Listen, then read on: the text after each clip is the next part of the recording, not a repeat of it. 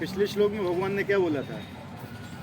जो जरा तथा मृत्यु से मुक्ति पाने के लिए यत्नशील रहते हुए बुद्धिमान व्यक्ति मेरी भक्ति की शरण ग्रहण करते हैं, वे वास्तव में ब्रह्म है, क्योंकि वे दिव्य कर्मों के विषय में पूरी तरह से जानते। बुद्धिमान व्यक्ति किसको बोला जाता है? जो भगवान का नाम स्मरण करता हैं?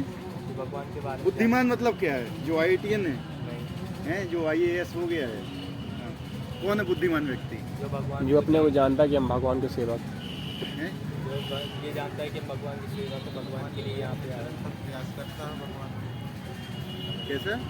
भगवान के भजन में निरंतर प्रयास करता है। भगवान को मतलब साक्षात उसकी सेवा करता है। मतलब जानता है बुद्धिमान व्यक्ति बहुत एक बुद्धिमान लोग हैं। ये IITN बहुत बुद्धिमान व्यक्ति वो होता है जो सोचता है कि मैं 4 चीज़ों में फंसा हुआ हूँ, जन्म मृत्यु जरा और व्याधि। वो इससे बचने का प्रयास करता है, ठीक है। वो इससे कब बच सकता है? वो जब वो भगवान की शरण लेगा, अन्यथा कोई उपाय नहीं है। इन 4 चीज़ से बचने, 4 चीज़ें ब्रह्मलोक तक में भी हैं: जन्म, मृत्यु, बुढ़ापा और बीमारी। जब तक इस ब्रह्मांड में रहेगा, ब्रह्म लोक हो, स्वर्ग लोक हो, चाहे कोई सा भी लोक में चला जाए, वो इन 4 चीज़ से कभी नहीं बच पाएगा। तो जो इन 4 चीज़ों से बचने का प्रयास करता है, वही व्यक्ति वास्तविक बुद्धिमान है। अन्यथा जिन सब का प्रयास नहीं कर रहा है बचने का, उनको क्या बोलेंगे? हैं? मूर्ख। तो अभी आप ये समझ सकते हो कि कितने लोग इन 4 चीज़ों से बचने का प्रयास कर रहे हैं। और इससे पहले वाले श्लोक में जिन मनुष्यों ने पूर्व जन्मों में तथा इस जन्म में पुण्य कर्म किए हैं, जिनके पाप कर्मों का पूर्णतः उच्छेदन हो चुका है, वे मोह के द्वंद्वों से मुक्त हो जाते हैं और संकल्प पूर्वक मेरी सेवा में तत्पर होते हैं। तो ये बताएगा भगवान की शरण में कौन लोग आता है? जिनने पिछले जन्मों में पुण्य कर्म किए। पुण्य कर्म हमने बताया था आपको, कौन से पुण्य कर्म होते हैं वो? गंगा स्नान, क्या पुण्य कर्म बताए थे? किसी को खाना खिला देना, पानी पिला देना, कुएं खुदवा देना, धर्मशाला बनवा देना। कौन से पुण्य कर्म होते हैं? जीव सेवा हैं? जीव सेवा जीव सेवा जीव सेवा क्या होती है? जंतुओं की सेवा। कौन से जंतु की? गाय की, कुत्ते की, किसी की भी मान। जीव सेवा, ये पूरा अर्थ नहीं हुआ जीव सेवा का। जीव सेवा से क्या समझते हो, ये बताइए आप। कुछ पुण्य कर्म मिलते हैं? कुछ पुण्य कर्म मिलते हैं। जीव सेवा का मतलब क्या होता है? जो आप ज्ञान बता रहे हो अधूरा है अभी, ठीक है। तो वास्तविक का क्या है? जीव सेवा होती है, जीव जो होता है, आप सही बोल रहे हैं, इनको खाना खिलाना, पानी पिलाना, ये सेवा पूर्ण सेवा नहीं कहलाई जाती है, ठीक है। भगवद गीता का ज्ञान बांटना ही तो अल्टीमेट है, ठीक है। जीव सेवा होती है जब आपको ये मालूम होता है कि जीव जो है कष्ट में पड़ा हुआ है। कष्ट में कब तक रहता है जीव? जब तक इस ब्रह्मांड में रहता है। जब आप उसको वो रास्ता दिखाएंगे इस ब्रह्मांड से बाहर जाने का, तो होती है जीव के ऊपर दया। समझे बात को? एक व्यक्ति है, रास्ते में बैठा हुआ है, भूखा है, किसी ने लाके उसको रोटी दे दी, उसने खा ली, उसकी भूख मिट गई। फिर तो भूख लगेगी ना उसको? नहीं लगेगी? हैं? प्यासा है, पानी दे दिया, फिर उसको प्यास लगेगी। लेकिन कोई ऐसी एक चीज़ होती है जिससे वो परमानेंट सब चीज़ से निपट सकता है, वो होता है भगवत ज्ञान देना उसको। ये वास्तविक जीव दया होती है।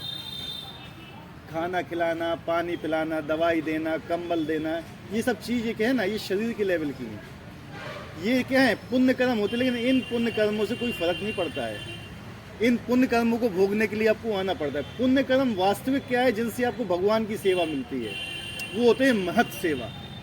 क्या होती है? महत सेवा। किसी कारण से आपको किसी वैष्णव की सेवा मिल गई, वो आपने किसी भी कारण उसकी सेवा की है, वो सेवा कभी व्यर्थ नहीं जाती है। वो सेवा आपको इसमें खींच के लेके आ जाती है, केवल वही सेवा, महत सेवा। महत सेवा से जो पुण्य कर्म उदय होता है वो आपको लेके आता है। यानी पिछले जन्मों में आपने जब किसी वैष्णव की सेवा की होगी, जो भगवान का शुद्ध भक्त है उसकी सेवा की होगी, तब आप आज यहाँ पे आके बैठ पाए हो। अन्यथा यहाँ पे आके बैठ पाना हर व्यक्ति के पास की बात नहीं है सर, नहीं है। ठीक है। तो कौन बंदा भगवान की शरण में जाता है? जिसने पहले किसी भक्त की सेवा की हो। ठीक है। तो वही व्यक्ति क्या होता है? भगवान की शरण में जाता है, वो जन्म मृत्यु के चक्कर से बच सकता है, तो वही व्यक्ति बुद्धिमान कहलाता है। ठीक है। अब ये जो लास्ट श्लोक है, ये पहला क्या था? रिकैप था। ठीक है, पहले से साधु भूतादिदेवं मां साध्यज्ञ चरेयुविदा प्राण काले अपि चामाम ते विदुचेतसा। जो मुझ परमेश्वर को मेरी पूर्ण चेतना में रहकर मुझे जगत का, देवताओं का और समस्त यज्ञ विधियों का नियामक जानते हैं, वे अपनी मृत्यु के समय भी मुझ भगवान को जान तथा समझ सकते हैं। इसमें भगवान बता रहे कि हमें भगवान की शरण कैसे लेना है। कोई भी अध्याय होता है ना भगवत गीता का, उसका लास्ट श्लोक बहुत इंपॉर्टेंट होता है। जो लास्ट श्लोक होता है, जो अगले अध्याय का पहला श्लोक होता है। अभी इसमें अर्जुन ने 3 शब्दों का इस्तेमाल किया हुआ है। क्या है? अधिभूत, अधिदेव और अधियज्ञ। ये देखो अगले श्लोक में जिसके बाद आएगा, अर्जुन यही क्वेश्चन भगवान से करेगा कि अधिभूत क्या है, अधिदेव क्या है, अधियज्ञ क्या है। ठीक है। तो ये जो आज का श्लोक है बहुत इम्पोर्टेंट है, इसलिए आज हमने क्या है, एक ही श्लोक लिया हुआ था आपका। अधिभूत किसे कहते हैं, अधिदेव किसे बोलते हैं और अधियज्ञ किसे बोलते हैं। अधिभूत किसे बोला जाता है? अधिभूत, भूत मतलब क्या होता है? हमारा भूत जो संसार में हैं? जो संसार में चलता है, भूत पास्ट। भूत प्रेत वाले नहीं, भौतिक पंचभूत जैसे होते हैं ना। पंचभूत से जो हमारा शरीर बनता है ना, इसको पंचभूत शरीर बोला है। जो भी चीज इन 5 चीजों से मिलकर बनी होती है ना, पंचभूत। ठीक है। अधिदेव, अधिदेव ये तुम लोग को शायद ऊपर से आएगा अभी हल्का फुल्का, क्योंकि ये कठिन है, क्योंकि अगले उसमें आएगा इसका, लेकिन हम इसकी एक सरल व्याख्या आपको बताएंगे अभी। अधिदेव क्या है? भगवान का विराट रूप, जिसमें सारे देवी देवता रहते हैं। अर्जुन को भगवान ने अपना विराट रूप दिखाया था, याद है? नहीं है? तो उसको क्या बोलते हैं? अधिदेव, क्योंकि उसके अंदर सारे देवी देवता हैं, सारे देवी देवता। हाँ, ये। और अधियज्ञ, हमारे अंदर जो परमात्मा के रूप में भगवान बैठे हुए, उनको अधियज्ञ बोला जाता है। इससे पहले आप लोग भगवत गीता का अध्याय 5 श्लोक संख्या 29 खोलिए। इसको यहीं पे रहने देना। अध्याय 5 श्लोक संख्या 29, उसी से ये मिलता जुलता है पूरा श्लोक। भोक्तराम यज्ञ तपसाम सर्वलोक महेशम सुहृदम सर्वभूतानाम ज्ञात्वा मां शांति मिच्छति। इसको क्या बोला जाता है? इस सूत्र को शांति सूत्र। हाँ, वेरी गुड। क्या बोला जाता है? शांति सूत्र। शांति सूत्र बोला जाता है। विश्व में शांति के लिए केवल एक ही चीज है, ये एक ही श्लोक। अगर आपने भगवत गीता का उठा लिया, आजकल लोग कितने शांति के सूत्र बना रहे हैं, क्या वास्तव में शांति आ रही है संसार में? नहीं। इसको नोबेल प्राइज दे दिया, उसको शांति का नोबेल प्राइज दे दिया, उसको दे दी, कुछ वास्तविक नहीं है उसका। लेकिन जो ये भगवत गीता का 5:29 बताया गया है श्लोक, यही वास्तविक शांति सूत्र है भगवत गीता का। अगर व्यक्ति ने ये समझ लिया तो ये श्लोक जो आज का है, क्या है? जो आज का श्लोक है वो पूर्ण हो जाएगा। क्या? जो मुझ परमेश्वर को पूर्ण चेतना में रहकर मुझे जगत का, देवताओं का और समस्त यज्ञ विधियों का नियामक जानते हैं, वे मृत्यु के समय मुझ भगवान को जानने समझ सकते हैं। मृत्यु के समय ही क्यों बोला गया है?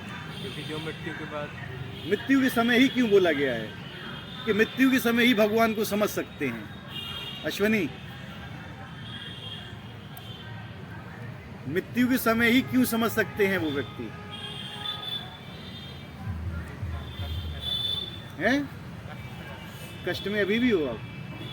पता नहीं चल पा रहा है, हैं? पता नहीं। कष्ट में अभी भी हो? अंत में जाकर वो यही जानता है हैं? कि सब सांसारिक मोह माया में था वो। मृत्यु के समय नहीं जानता। नहीं जान पाता। मृत्यु समय कहता भैया यहाँ बोला ले, वहाँ बोला ले, फलाने हम यहाँ देखने, हम वहाँ देखने में बहुत फंस जाता है। मृत्यु के समय जिसका स्मरण करेगा तो उसी की चेतना बनी रहेगी। हैं? हाँ, वो बात सही है।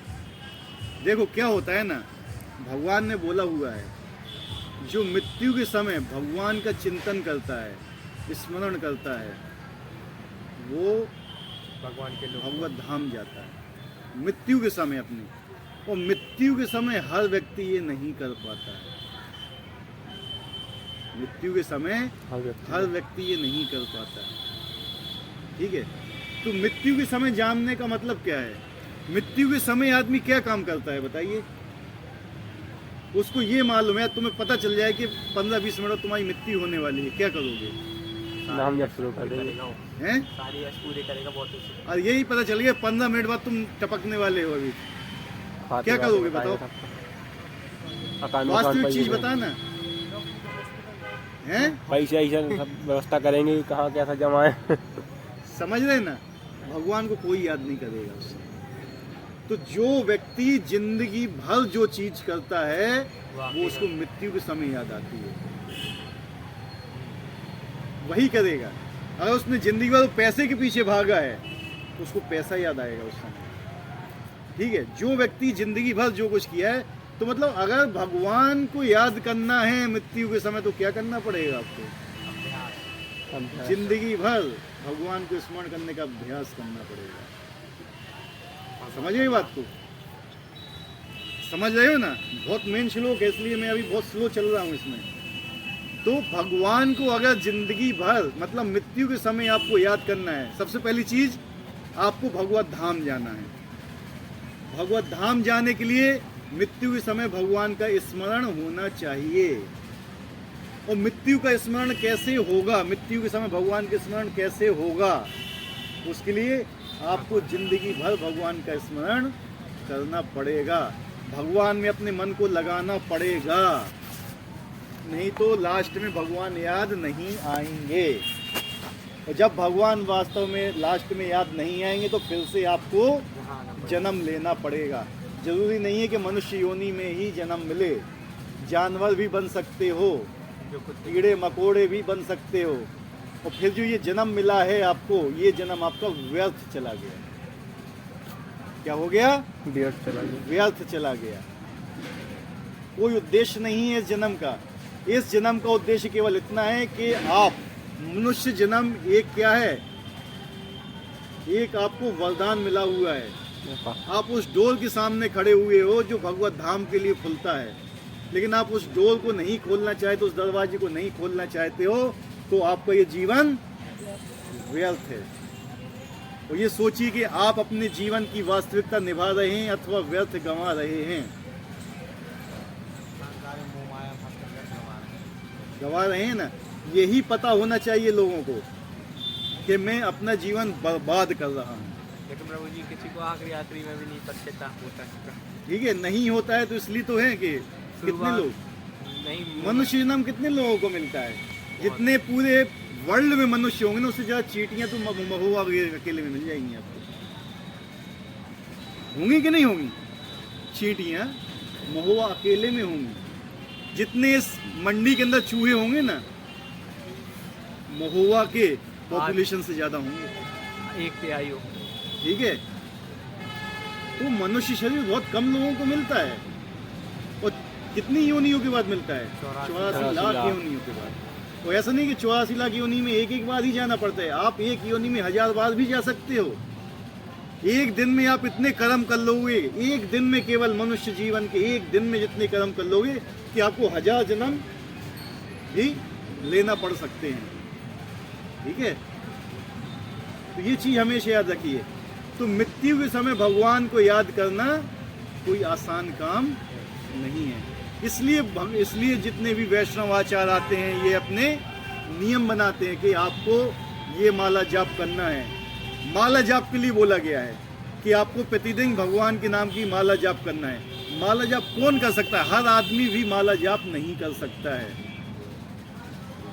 क्योंकि जब तक उसके सुकृत उदय नहीं हुए हैं, जब तक वो माला जाप नहीं, जब तक उसके पुण्य कर्म उदय नहीं हुए हैं, जब तक वो माला जाप नहीं कर सकता है। और माला जाप करने के लिए भी 4 नियम बनाए गए हैं, जिन 4 नियमों को हमें पालन करना पड़ता है, उसके बाद ही हम माला जाप सही से कर पाएंगे। नहीं तो माला जाप में भी हमारा मन नहीं लगेगा। तो माला जाप तो बहुत आगे की बात है अभी, ठीक है। कम से कम व्यक्ति को सेवा करना चाहिए, कम से कम 1 माला रोज जाप करना चाहिए, मिनिमम बता रहे हैं, मिनिमम। और 4 नियमों का पालन। 4 नियम कौन कौन से हैं? शराब नहीं पीना, जुआ नहीं, व्यभिचार नहीं, हाँ, नशा नहीं, जुआ नहीं, नशा नहीं, व्यभिचार नहीं, और मांस नहीं, हैं? मांसाहार नहीं, मांसाहार नहीं। नशा में सब आ जाता है। नशा में चाय भी आती है, कॉफ़ी भी आती है, बीड़ी पीना भी आता है, सिगरेट पीना भी आता है नशे में, ठीक है। मांसाहार, मांसाहार तो सब कोई जानते ही हो, उसमें लहसुन प्याज भी आ जाता है, ठीक है। व्यभिचार, व्यभिचार मतलब क्या है? अवैध संबंध। दूर रहना नहीं। नजर न लगे। देखो, अगर आपकी अभी तक शादी नहीं हुई है तो सारी स्त्रियां आपकी माता के समान हैं। अगर आपकी शादी हो चुकी तो आपकी पत्नी को छोड़कर सारी स्त्रियां आपकी माता समान हैं। आपके मन में भी नहीं आना चाहिए, ठीक है। और लास्ट कौन सा है? जुआ नहीं, जुआ नहीं। जुआ का मतलब क्या होता है? अवैध तरीके से पैसे को कमाना। जो आजकल व्यंजन जो चल रही है, ये जो चलता है लूडो वूडो फलाना ढिकाना लॉटरी सट्टा, ये सब जुआ, ठीक है। क्योंकि इसका चस्का लग जाता है आदमी को। जब इसका चस्का लगता है ना तो माला जाप में भी मन नहीं लगता है उसका। और माला जाप करेगा तो वही याद आएगा उसको, अवैध तरीके से धन संपत्ति कमाना जुआ है।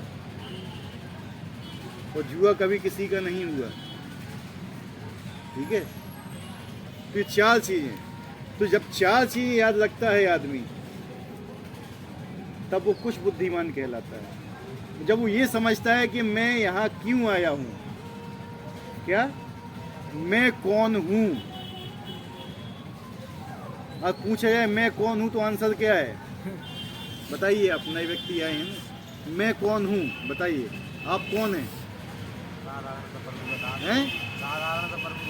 ये अभी नहीं मानते हो, नाम ये बता बस देंगे। क्या अभी तक जिह्वा पर है, अभी ये हृदय में नहीं आया, नहीं आया ना। तो ये बोलना फिर ये क्या कपटता है? मतलब क्या है ना कि हृदय में कुछ मुंह में कुछ, तो वो होता है मुंह में राम और बगल में छुरी। हम ये नहीं मानते हैं अभी कि हम भगवान के नित्य सेवक हैं। वास्तव में हम हैं, लेकिन अभी मानते तक हम नहीं। माने नहीं उस चीज़ को। जिस दिन मान जाओगे ना वो चीज़ होती है। हम भगवान के सेवक हैं, वास्तव में हम भगवान के सेवक हैं, आपने बहुत सही बोला। लेकिन वही चीज़ हृदय में भी होना चाहिए। मन, वाणी और कर्म, तीनों चीज़ें एक साथ होना चाहिए। आपके हृदय में भी होना चाहिए कि मैं भगवान का नित्य सेवक हूँ। आपकी जिह्वा पे भी होना चाहिए मैं भगवान का नित्य सेवक हूँ। और कर्मों से भी दिखाना चाहिए आपको कि मैं भगवान का नित्य सेवक हूँ। समझ रहे बात को? मन, वाचा और कर्मणा, तीनों चीज़ों से होना चाहिए कि मैं भगवान के सेवक। बोलने से नहीं होता है, पूरी जिंदगी निकल जाती है, वो यही नहीं समझ पाता है कि मैं कौन हूँ। वो यही नहीं समझ पाता मैं शरीर नहीं आत्मा हूँ। सबसे पहली चीज़ क्या है? मैं शरीर नहीं आत्मा हूँ। आत्मा का क्या रूप होता है? वो भगवान का नित्य सेवक होता है। आत्मा भगवान की इच्छा के अनुसार काम करता है वो। तो मैं कौन हूँ, पहली आइडेंटिटी ये है हमारी। दूसरी चीज़ होती है मैं यहाँ कैसे आया हूँ। समझ रहे? ये क्वेश्चन एक बुद्धिमान व्यक्ति के अंदर आते हैं। मैं कौन हूँ, मैं यहाँ कैसे आया हूँ, और मैं यहाँ क्यों कष्ट भोग रहा हूँ। क्यों भोग रहा हूँ कष्ट? क्योंकि हमारी इच्छा थी वहाँ पे लड़के। समझ, ये क्वेश्चन है, बेसिक क्वेश्चन है। मैं कौन हूँ, मैं यहाँ कैसे आया हूँ, और मैं कष्ट क्यों भोग रहा हूँ। लोग तो यही नहीं जानते कि उन्हें कष्ट है। अभी कोई नहीं जानता है, सब कहते हैं हम तो खुश हैं। मल में जो कीड़ा होता है ना, मल का कीड़ा, उसको वहां अच्छा लगता है, लेकिन जो व्यक्ति बुद्धिमान होता है उसको लगता है कि ये खराब है। वो कहते हैं नहीं, सूअर होता है, सूअर को मल खाना अच्छा लगता है, आप उसको रबड़ी दे दो नहीं खाएगा, लेकिन जो बुद्धिमान व्यक्ति होगा वो मल के पास जाएगा भी नहीं कभी। हम क्या है ना, हम इस संसारिकता के मल में इतने ज़्यादा वो हो चुके हैं ना कि हमें इसमें ही आनंद मिलता है। लेकिन जो व्यक्ति ऊंची चेतना वाला होता है वो समझता है कि आप कष्ट में हो। जिस समय आपको ये लगने लगेगा कि आप कष्ट में हो, उस समय समझ लेना कि आप ऊपर उठने लगे हो। अभी जिस समय आपको इस दुनिया में मजा आ रहा है ना, जब तक आप भक्ति में नहीं लगे, जब तक दुनिया आपको प्यारी लग रही है, जब तक आपको भगवान प्यारे नहीं लग सकते हैं। जिस दिन भगवान प्यारे लगने लगे ना, उस दिन दुनिया आपको व्यर्थ लगने लगेगी। तो तीसरा क्या बताया, हम यहाँ कष्ट क्यों भोग रहे हैं। और चौथा फाइनल चीज, इन कष्टों से बचने का उपाय क्या है। समझ रहे, जब आपको ये पता चल गया कि मैं बीमार हूं, मुझे कष्ट है, तो फिर तो डॉक्टर के पास जाओगे ना। यहाँ कौन व्यक्ति आ रहा है जिसको ये पता चल गया कि मैं कष्ट में हूँ। जिसको पता ही नहीं चला कि मैं कष्ट में हूँ तो वो क्यों आएगा। डॉक्टर के पास कौन जाता है, डॉक्टर के पास जो बीमार है। अब इतने सारे लोग हैं वो अपने को बीमार ही नहीं समझ रहे, तो डॉक्टर के पास क्या जाएंगे। समझ रहे बात को, बेसिकली यही है। ये चार जो क्वेश्चन होते हैं ना, ये बहुत इंपॉर्टेंट है। ये आदमी को अपने आप से पूछना चाहिए, मैं कौन हूँ, मैं इस भौतिक जगत में कैसे आ गया, कैसे फंस गया हूँ मैं इधर, और मैं यहाँ क्यों कष्ट भोग रहा हूँ। ठीक है, मैं फंस भी गया, मैं कष्ट भी भोग रहा हूँ, तो उससे बचने का उपाय क्या है। जो व्यक्ति ये सोचता है कि बचने का उपाय क्या है, वो बुद्धिमान कहलाता है। जानवर भी यहाँ थे, जानवर के पास बुद्धि नहीं होती है। अगर एक बकरे को काटा जा रहा है, दूसरा बकरा वहीं बैठ के घास खाता है, जबकि उसको मालूम है कि मैं भी कटने वाला हूँ, उसे कोई फर्क नहीं पड़ता। इसी प्रकार से लोग मरते जा रहे हैं, वो लाइन में हम भी लगे हुए हैं, और फिर भी हमें कोई टेंशन नहीं है कि नहीं। कोई चिंता है किसी को। एक न एक दिन हमारा नंबर भी आना है, और जितनी सेकंड की सुई बढ़ती जा रही है ना, उतनी मृत्यु हमारी समीप आती जा रही है। एक एक सेकंड हम मृत्यु के समीप जा रहे हैं, यही हकीकत है, नहीं है। और फिर भी अभी हम माया के मुंह में फंसे हुए हैं। हमें पैसा कमाना है, हमें ये करना है, हमें वो करना है, हमें फलाना करना है, ठिकाना करना है, इसी चीज़ है। जबकि ये चीज़ जरूरी है, हम ये नहीं बोलते जरूरी नहीं है, लेकिन उतनी जरूरी है जिसमें आपके शरीर का निर्वाह हो सके। ठीक है। अत्यधिक संपत्ति भी आपको कहाँ लगाती है, पाप कर्म में लगाती है। सोना बोला गया था ना, महाराज परीक्षित ने कलयुग को बोला था सोने में रहो। उस समय सोने के सिक्के चलते थे, समझे। जो अवैध संपत्ति थी उसमें भगवान ने वास करने को बोला था कलयुग को। वो आज भी अगर हमारे पास अवैध संपत्ति है तो उसमें कलयुग का वास है, वो लड़ाई का जड़ है। और देख लो, लड़ाई इन्हीं चारों जगह पे होती हैं, जहाँ मांसाहार होता है, जहाँ जुआ होता है, जहाँ नशा होता है, जहाँ व्यभिचार होता है। इन्हीं चारों जगह पे ही लड़ाई झगड़े मिलेंगे आपको। इसके अलावा कहीं पांचवी जगह पे आपको लड़ाई झगड़ा नहीं मिलेगा, क्योंकि परीक्षित महाराज ने कलयुग को बांध दिया है। क्या किया है, बांध दिया है। लक्ष्मण रेखा जानते हो ना, लक्ष्मण रेखा खींच दी है कलयुग ने। कलयुग को किसने, परीक्षित महाराज ने। कलयुग बंधा हुआ है, वो इन चीज़ों से बाहर नहीं आ सकता है वो। लेकिन कलयुग क्या बोलता है कि मैं इन लोग को अपने पास बुलाऊंगा। समझ रहे बात को।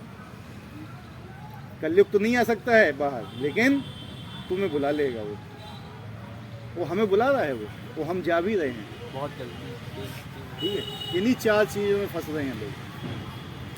तो बुद्धिमान व्यक्ति कौन है, जो इन चार चीज़ों से बचने का प्रयास करता है, भगवत नाम का जाप करता है, भगवान की शरण करता है। जब भगवान की शरण ग्रहण करता है और जिंदगी भर वो जाप करता है, तो उसे अंत में भगवान का नाम अवश्य याद आएगा।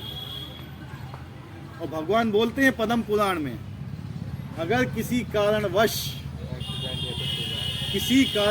अगर वो मुझे याद नहीं कर पाता है तो फिर मैं उसे याद करता हूँ। उसकी गति क्या होती होगी? समझ रहे? तो वो गति क्या होगी जब भगवान आपको याद करेंगे, हैं? जब आपकी मृत्यु हुई, आप कोमे में पड़े हुए हो, आप भगवान को याद नहीं कर पा रहे, भगवान आपको याद कर रहे हैं, तो कोई मजाल है यमराज की जो आपको छू दे? यमराज भी नहीं, न हैं? देवता, न ब्रह्मा, कोई नहीं। लेकिन उस स्थिति तक पहुंचने के लिए हमें अभी से नियम पालन करना पड़ते हैं, हमें अभी से अपनी चेतना को जगाना पड़ता है, ठीक है? तो मेन चीज जो थी, हमने इसका सारांश आपको बता दिया है, ठीक है? अब आते हैं श्लोक पे। कृष्ण भावन होते कर्म करने वाले मनुष्य कभी भी भगवान को पूर्णतः समझने के पथ से विचलित नहीं होते। जो हमेशा भगवान की सेवा में लगे रहते हैं ना, वो कभी विचलित नहीं होते हैं। उनको पता है कि उनको क्या करना है, ठीक है? ये भगवान की सेवा में है। तो अभी इसमें 4 चीज़ बताई गई थी, और हमने जो 5-29 श्लोक बताया था उसमें क्या लिखा था? जो जरा तथा मृत्यु। 5-29। अच्छा, 5-29। हाँ। भोक्ताराम यज्ञ तपसाम सर्वलोक महेश्वरम। भोक्ताराम यज्ञ तपसाम सर्वलोक महेश्वरम। मुझे सभी यज्ञों तथा तपस्याओं का परम भोक्ता कौन है? भगवान। भगवान। हम कोई भी तपस्या करते हैं तो ये मत समझना कि तपस्या हम अपने लिए कर रहे हैं। हम जो भी काम कर रहे हैं, जो भी तपस्या कर रहे हैं, वो भगवान की प्रसन्नता के लिए। हमारे हर कर्म किसके लिए होना चाहिए? भगवान की प्रसन्नता के लिए, अपनी प्रसन्नता के लिए नहीं होना चाहिए। अगर हम सोचें कि ये चीज़ में अगर आज मैं बहुत मेहनत कर रहा हूँ, खूब अच्छी पढ़ाई कर रहा हूँ IAS बनने के लिए, करिए आप। यानी कभी ये मत सोचना कि IAS बन के मैं अपने लिए काम करूँगा। आप जो भी काम करेंगे भगवान की प्रसन्नता के लिए करेंगे। लेकिन लोग क्या करते हैं आजकल? अपनी प्रसन्नता के लिए। IAS बन गए, ले आओ एक पेटी यहाँ से लेकर आओ, एक पेटी वहाँ से लेकर एक पेटी। किसके लिए कर रहे हैं लोग? कौन व्यक्ति भगवान की प्रसन्नता के लिए काम कर रहा है आज की स्थिति में? इसलिए भगवान बोले थे, इसलिए मैंने श्लोक खुलवाया 5-29। भोक्ताराम यज्ञ तपसाम। हर चीजों के भोक्ते, यज्ञ और तपस्या के भोक्ता कौन है? भगवान है, हम नहीं हैं। सर्वलोक महेश्वरम। सारे ईश्वरों के भी ईश्वर भगवान कृष्ण हैं। कौन? सारे ईश्वरों के भी ईश्वर। आप इंद्र देव की पूजा करते हो, वायु देवता की पूजा करते हो, सूर्य देवता की पूजा करते हो, शिव जी की पूजा करते हो, गणेश जी की पूजा करते हो। ये केवल आपको अपने ही लोक में ला सकते हैं, इससे ज़्यादा नहीं, ठीक है? आप वहाँ बैठ जाइए, ठीक है? इससे ज़्यादा नहीं। इंद्र लोक की आप इंद्र देवता की पूजा करोगे, तो पिछले श्लोक में बताया, जो व्यक्ति जिस देवता की पूजा करता है उसके लोक में जाता है। अगर जो भगवान बताते हैं, जो देवताओं की पूजा करते हैं वो देवताओं के लोक में जाते हैं, जो यक्षों की पूजा करते हैं वो यक्षों के लोक में जाते हैं, जो भूत प्रेतों की पूजा करते हैं वो भूत प्रेतों के साथ निवास करते हैं, जो मेरी पूजा करता है वो मेरे धाम में आता है, मेरे साथ निवास करता है। अभी आप ये सोचो, आप किसका भजन कर रहे हो, किसकी पूजा कर रहे हो? तो इसलिए भगवान ने बोला है सर्वलोक महेश्वरम। सारे लोक, सारे ईश्वर का भी ईश्वर मैं हूँ। समझ रहे हो? अगर आपको दिल्ली जाना है और यहाँ से पैसेंजर पकड़ ली तो झांसी तक ही पहुँच पाओगे, झांसी से दूसरी पैसेंजर पकड़ना पड़ेगी। लेकिन आपने यहाँ से संपर्क क्रांति पकड़ ली और बैठ गए, उसको सीधा वो दिल्ली उतारेगी आपको, है कि नहीं? अगर आपने भगवान की भक्ति कैच कर ली, पकड़ ली उसको, बस वो सीधा छोड़ना नहीं है। बस आपको इतना याद रखना, ये जहाज होता है ना, पानी का जहाज है, हवाई जहाज होता है। ट्रेन भी मान लो। ट्रेन तो खैर आदमी कूद भी जाएगा बीच में से, ठीक है, तो मरेगा, वो तो बात है ही। ट्रेन है या एरोप्लेन है या जहाज है, सब लोग भगवत धाम जाने का जहाज है। आपको केवल उसमें बैठना है। क्या है? बैठना है, उतरना नहीं है। पानी का जहाज है, भगवत धाम लेके जा रहा है इस भवसागर से, आपको उसमें बैठना ही है केवल। बैठने का मतलब क्या है? जो आपके गुरु हैं उनके अनुसार चलना है, उनके जो सिद्धांत है उसको छोड़ने। अगर आपने जहाज से जंप मार दी तो पहुंच पाएंगे कभी? नहीं। ट्रेन से जंप मार दी, पहुंच पाएंगे? अब प्लेन से जंप मार दी तो नहीं पहुंच पाओगे। केवल हमें क्या है ना, जितने हमें नियम दिए हुए हैं उनको हमें संभालना है, और माया संभालने नहीं देगी अब।